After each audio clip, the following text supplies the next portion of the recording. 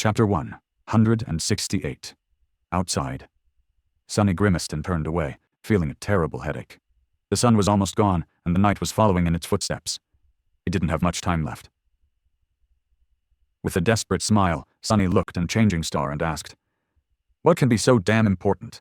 What can be so valuable that you are ready to condemn everyone here to death?" He shook his head, guessing that he already knew. "Don't tell me that it's some stupid crap like bringing the glory of the immortal Flame Clan back.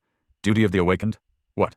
You gave a terrible oath to become the first human to conquer the fourth nightmare, like your father conquered the third, and your grandfather the second? Or even worse, is it something even more foolish? Are you planning to save the damn world?" Nephis stared at him for a few moments, and then grinned. Something dangerous and unfamiliar awakened in her eye.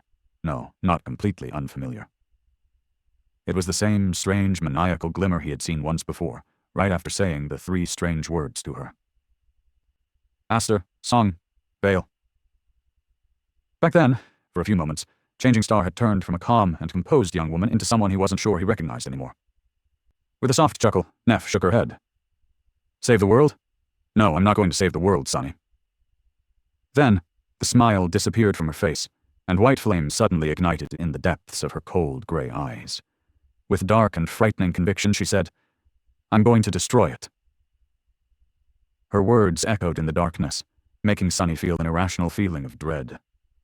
He stared at her, both failing to comprehend and afraid to believe in what she had just heard. Destroy the world?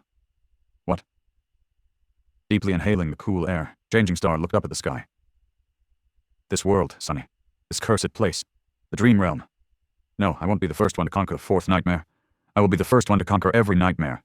I'll go through them one after another, destroying anything and anyone who stands in my way. And when I get to the heart of the nightmare spell, I'm going to obliterate every part of it. I'm going to rip it to shreds. I'm going to decimate and bring it to ruin." She looked him in the eyes and said, "You think Gunlaug can stop me? You think a fallen terror can stop me? Those three ghouls can stop me? No, Sunny. Nothing will stop me. Anyone who dares will die. I'll kill them all." Taking a step back, Sunny stared at her with wide eyes. He shivered, feeling something cold touch the back of his neck. Then he grimaced and asked, a hint of anguish in his voice, "Why? Why do you want to destroy the spell so much?" A corner of Changing Star's mouth curled up slightly. After a few moments, she simply said, "Because I hate it." Sunny blinked, stunned by the simplicity of that answer. If it was someone else, he would have thought that they were lying. But Nephis lived in a strange, stark world. She did things simply because she wanted to, and apparently wanted to destroy an eternal, omnipotent existence simply because she hated it. Why the hell not? He closed his eyes and whispered, "You are actually insane." Neph smiled. "What does it mean to be insane in a world that has gone mad? I would be wary of anyone who remained perfectly sane in this hell." "Then," she sighed. "So, are we done here? Or do you have more questions? The sun is almost gone, so you'd better hurry up and ask them." Sunny shook his head and said, his voice hoarse, Yeah, Neph, I'm done." With that, he slowly turned around and took a step forward. Left behind, Nephis frowned. "Where are you going? Come back here."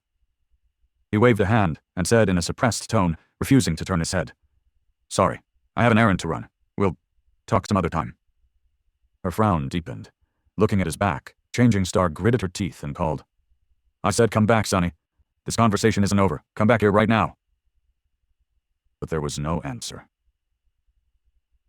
Sunny had already disappeared into the shadows, leaving her standing alone in the alley that was brightly lit by the last light of the dying sunset. Sometime later, Sunny was walking through the ruins, Harper's dead body weighing on his shoulder. The young man was very gaunt back before he had been killed, so it wasn't much of a burden. Physically, at least. It was the early hour of the night. Surrounded by nothing but darkness, Sunny was left alone with his thoughts and emotions. But strangely, both his heart and mind were empty. He couldn't be bothered to think or feel anything right now. It was all just too much and too sudden. Plus, he would much rather concentrate on not stumbling on some horrific monster. Ending up eaten by a nightmare creature right now would be very ironic, but still unpleasant. He felt guilty about murdering Harper, but not enough to die while trying to dispose of the body.